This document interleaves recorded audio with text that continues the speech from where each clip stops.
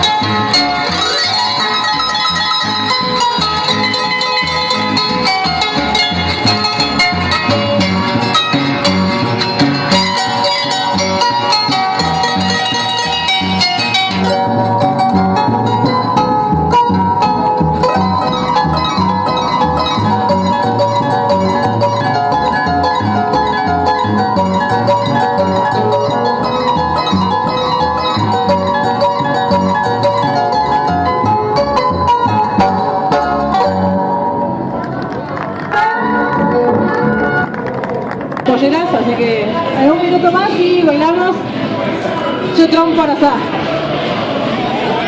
¿Qué le pasó? Quería destacar, quería hacer notar el tipo de ropa de vestimenta que tienen, ya que la blusa de arriba está hecha con una tela únicamente fabricada en el Paraguay. Es una tela de un hilo muy especial que se fabrica únicamente en la República del Paraguay, que es el abopoí.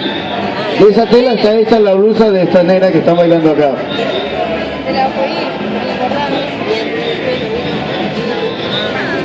Ya está, Abby.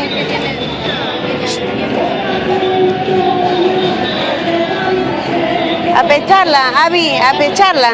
¿Sí? ¿Lo pausaste? No, no. Lo hubieras pausado así. ¿Lo pausé? ¿No está pausado? No está pausado, sí. Ay, no me digan.